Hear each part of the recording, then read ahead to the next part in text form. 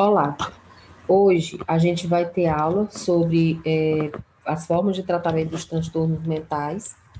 Esse conteúdo de saúde mental é referente ao mês de outubro, valendo a sexta nota. O material já está disponível na plataforma e também pelo WhatsApp. Então, vamos entender como é as formas de tratamento dos transtornos mentais, né? O tratamento medicamentoso é o mais utilizado, uma forma de tratar os transtornos mentais, né? É uma forma muito valiosa para tratar esses transtornos, mas lembrando, não é a única forma de tratar, tá? Esses transtornos, esses medicamentos, eles são muito bons, mas eles só vão aliviar os sintomas. Eles não curam nenhum tipo de transtorno mental.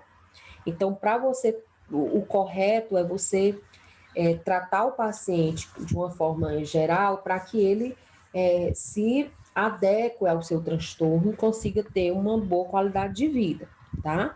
Então, essas medicações, elas vão melhorar os sintomas e dar uma melhor qualidade de vida do paciente.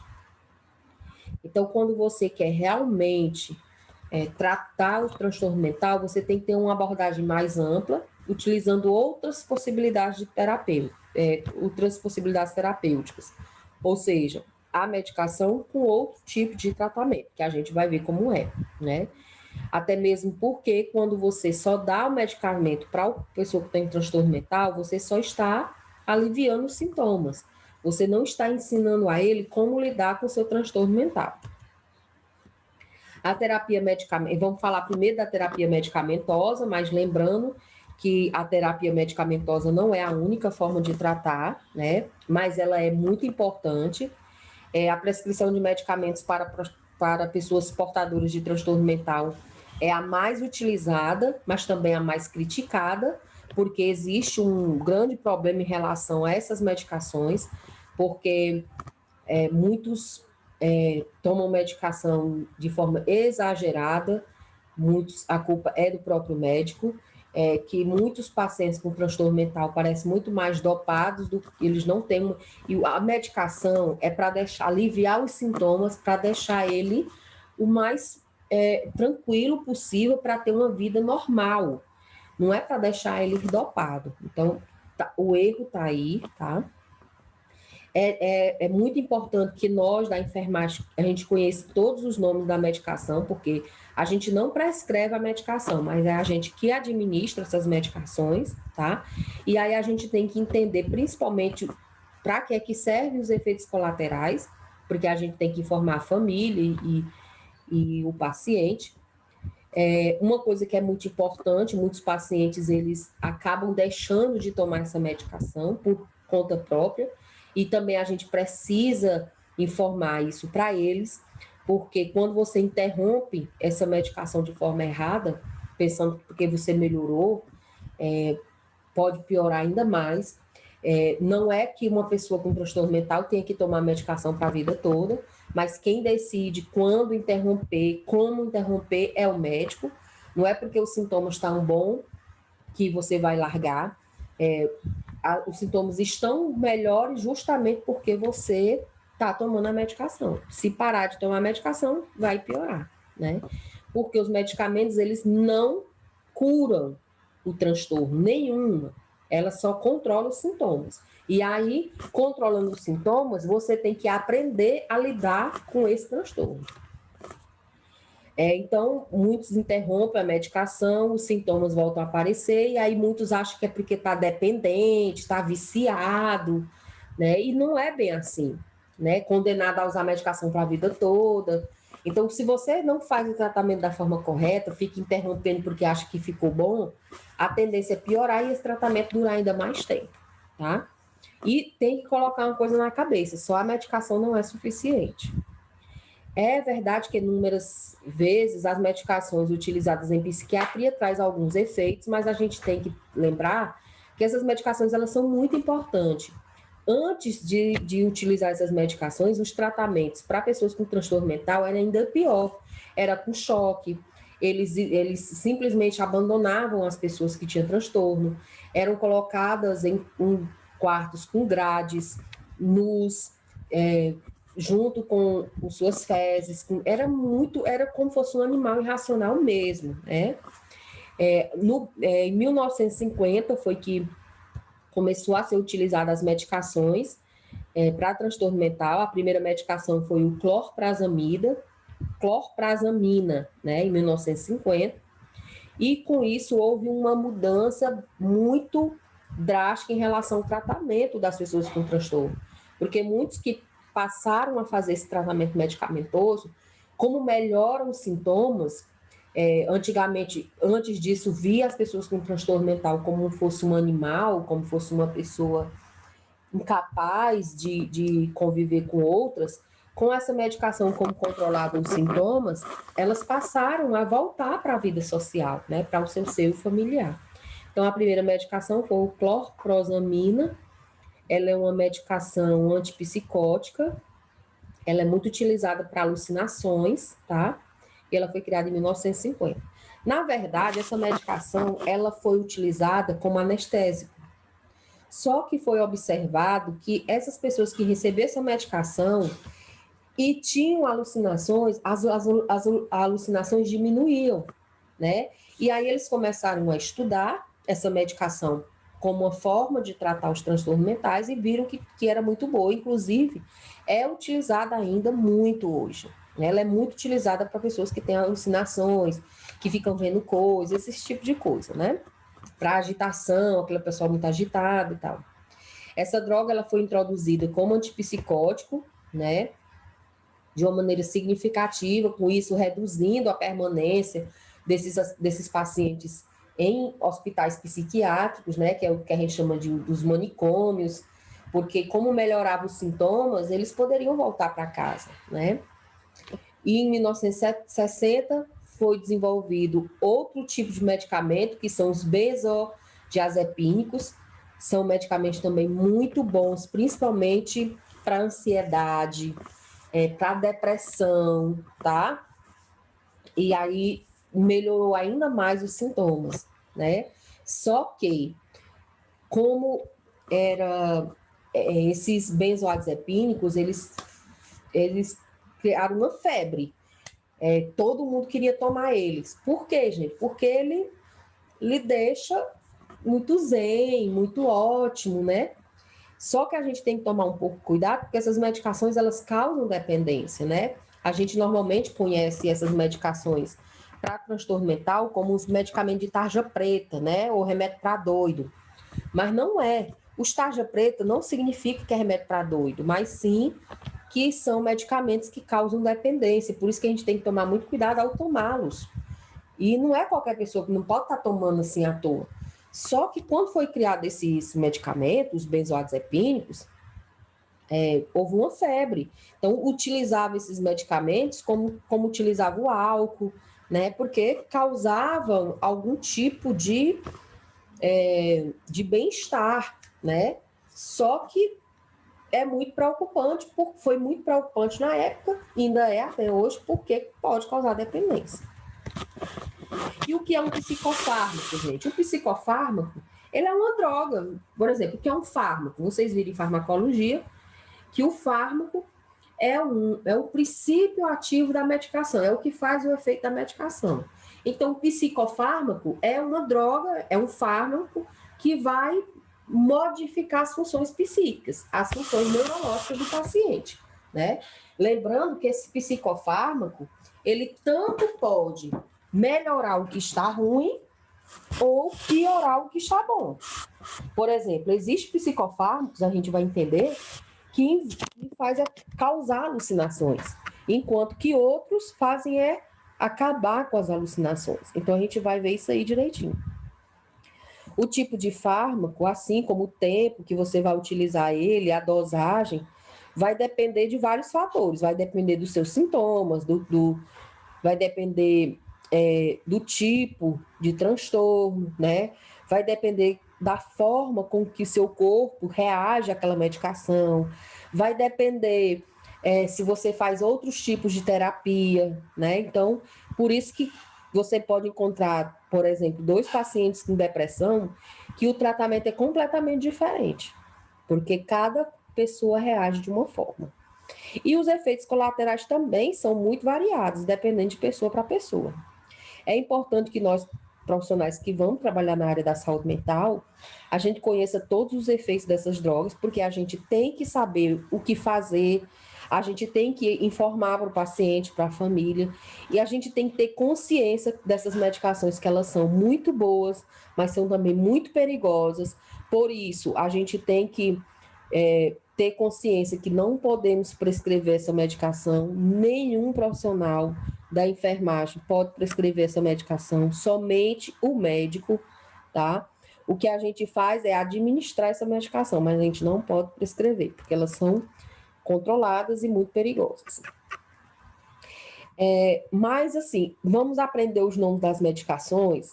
Mais ou menos, né? Porque, na verdade, essas medicações a gente aprende muito mais com a convivência. Eu trouxe aqui os principais, né? E os grupos que eles fazem parte. Porque os psicofármacos, eles são divididos em 4 grupos, ok? Cada grupo vai causar um efeito psíquico diferente no seu corpo, tá certo? Então, os psicofármacos, eles são divididos em 4 grupos. Quais são esses? Os psicolépticos, os psicanalépticos, os psicodislépticos e os normalizadores psíquicos. O que são os psicolépticos, gente? Eles vão diminuir a sua atividade cerebral. Então, se o paciente tem algum transtorno mental, que ele está agitado, que ele está ligado no 220, que não dorme, ele tem que tomar uma medicação que faz parte do grupo dos psicolépticos. Por quê? Porque vai diminuir, vai acalmar ele, entendeu? A atividade psíquica dele. Já os psicanalépticos, ele faz o contrário, ele faz aumentar a atividade cerebral, faz aumentar a atividade psíquica. Então, aquele paciente que está depressivo, que não consegue, que dorme demais, que é cansado, que não consegue fazer nada, então tem que tomar medicamentos que fazem parte desse grupo. Os psicodislépticos, gente, são as drogas que a gente conhece como drogas ilícitas, porque elas vão causar alterações anormais no nosso psíquico.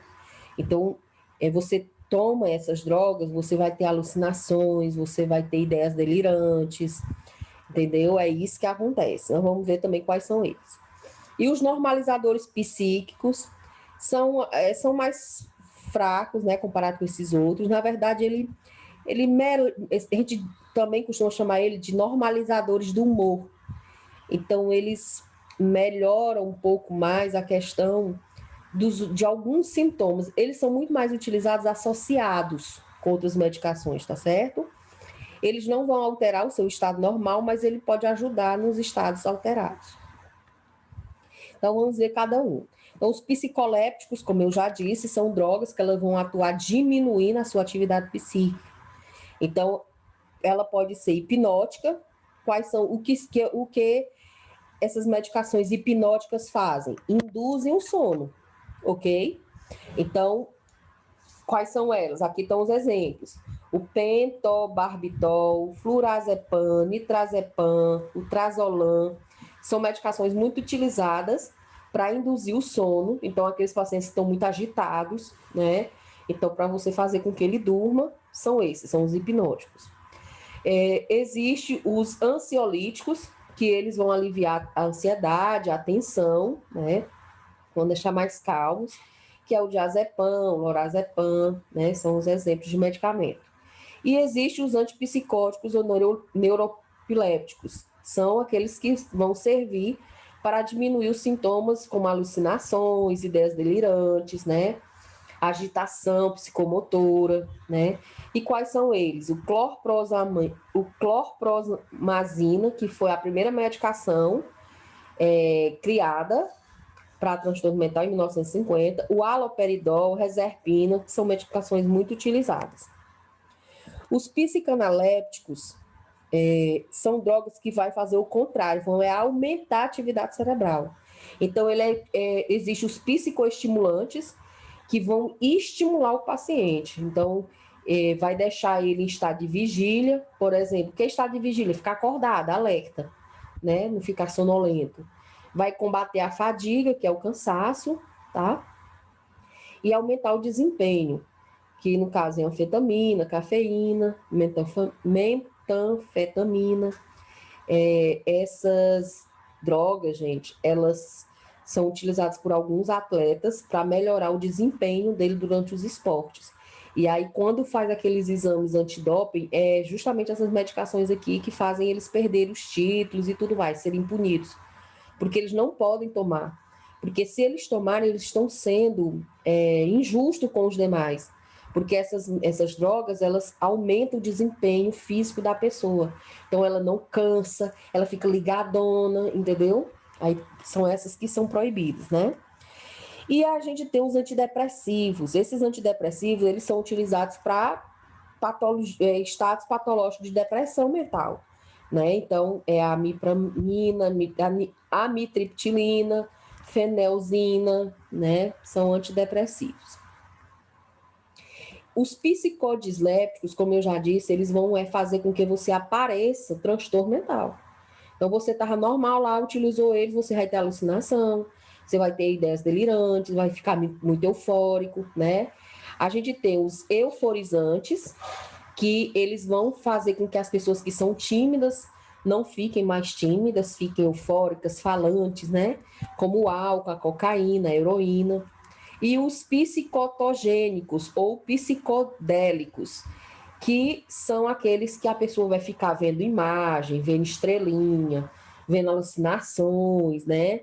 Que é os canabinóis, que é a maconha, né? O LSD e essas outras drogas. E os normalizadores psíquicos, eles não vão atuar no estado normal, você tiver normal não vai mudar em nada, mas se tiver alterado, ele vai melhorar esses sintomas. Então, a gente tem os eutímicos, ou normalizadores do humor, né, sais de lítio, que eles vão prevenir distúrbios afetivos, né, eles vão melhorar o humor. Eles ajudam no tratamento, tá? Mas eles sozinhos, eles não são tão utilizados não, né? Energizante ou estimulante da memória, aqui até vitaminas são utilizados para isso. Aqui, gente, a gente vai começar a falar das terapias psicossociais. A gente falou da terapia medicamentosa, mas como eu já tinha dito, só medicamento não resolve. Tem que fazer outros tipos de tratamento. E são as terapias psicossociais. Então, existem, esse conceito se agrupa vários tipos de atendimento terapêutico, e nem sempre fica muito claro para o paciente nem para a família. Às vezes até para o profissional. O profissional pensa que aquilo é só encher linguiça, né? Que o que serve é só se for a medicação, e não é, gente. Essas terapias psicossociais, elas são tão quanto importantes como a medicação. Às vezes, ela é até essencial. Por quê? Porque essas terapias é que vai fazer com que o paciente se adeque à realidade. Os medicamentos ele só faz aliviar os sintomas, então é muito diferente. É importante que isso fique esclarecido a fim de que não tenha um caráter burocrático. Por exemplo, o paciente só fazer porque o médico mandou, ou para poder passar o tempo. E não é para isso. É um dos pilares do tratamento dele. Por isso que é importante nós da enfermagem sabermos como é feito o tratamento, que a gente possa tranquilizar a família, o paciente, sobre a importância dessas atividades. E essas atividades psicossociais, elas são divididas em dois grupos: as psicoterapias e as terapias pela atividade, né? As psicoterapias, né? Eu botei aqui terapias psicossociais, mas são as psicoterapias. O tratamento psicoterápico, né, que são as psicoterapias, na maioria das vezes, realizado pelo psicólogo, mas o psiquiatra também pode ser feito, né? O objetivo principal dessas psicoterapias é ajudar o indivíduo a retornar um equilíbrio nele normal, né? Ele entender o seu transtorno, compreender o seu transtorno e conseguir se controlar. O atendimento psicoterápico, ele pode ser feito de forma individual, né? O paciente e o profissional, o terapeuta, né? Pode ser feito em grupo, né? Várias pessoas. Dessa forma, tanto você trabalha o problema individual, como também a questão da relação interpessoal. E em família, quando o problema é com a família, você também utiliza, né? Isso também inclui terapia de casal, né? O casal está com problema, que é um tipo de a pessoa que faz terapia de casal é um tipo de terapia psicossocial, tá certo? As abordagens mais comuns, como são feitas essas terapias, como é o nome da, como são feitas essas psicoterapias, tá? Como são feitas essas psicoterapias? Elas são feitas, tem vários tipos, né? Existe a terapia cognitiva comportamental, que é aquela que o profissional, o terapeuta, ele vai ficar tentando abordar o pensamento e o comportamento atual daquele paciente. Por que é que ele está assim, o que foi que aconteceu, tá? Existe a psicanálise. Essa psicanálise, ela busca entender o seu problema emocional, buscando no teu inconsciente. Então, muitos utilizam até regressão, né, para saber o porquê que está tendo aquilo, que às vezes a gente nem entende por quê. O psicodrama, que é utilizando a atuação, né, dramatização de situações, isso é muito utilizado com crianças, né? Terapias interpessoais abordam os relacionamentos atuais, né? Essas terapias interpessoais é aquelas, como eu falei, que tem terapia de casal, né? E as terapias pela atividade, né? Que é o outro tipo de terapia psicossocial, que existe as psicoterapias e as terapias pela atividade. Né? As psicoterapias é feita dessa forma, é o terapeuta tentando entender o problema de cada um. Já as terapias pela atividade, o paciente, ele é inserido em alguma atividade. Ele vai realizar atividades, né? E aquela atividade não é um passatempo. Aquela atividade é utilizada justamente como uma atividade, uma forma de terapia, tá? Aí existe duas formas, a ocupacional e a recreativa. A ocupacional, ela está relacionada ao trabalho. Então, normalmente é feita, tenta entender se o paciente faz alguma atividade que pode ser utilizada para tratamento dele. Então, por exemplo, se esse paciente é jardineiro, então pode-se utilizar a jardinagem para ajudar no tratamento dele, entendeu? Então, é isso, é você pegar a sua atividade de trabalho mesmo e formar uma oficina terapêutica, ele utilizar o seu trabalho como uma forma de tratamento, né? O objetivo é oferecer ao indivíduo diferentes possibilidades de ver o mundo, estabelecer um canal de comunicação também. Os benefícios, vai estimular o relacionamento interpessoal, ajudar o paciente a lidar com conquistas, frustrações, né? Ter mais independência. Alguns tipos de oficinas podem ser utilizadas, como de poesia, teatro, música. O paciente ele vai escolher o que ele melhor se adequa. É importante que você não obrigue o paciente a participar. O profissional ele tem que ajudar o paciente a escolher, tentar fazer com que esse paciente participe, mas a gente não pode obrigar, tá certo? Inclusive, a gente pode utilizar o que foi produzido como uma forma, e expor isso para a população, como uma forma de mostrar que eles são capazes. E a terapia recreativa, ela é muito parecida com a terapia ocupacional, só que ela vai utilizar o quê?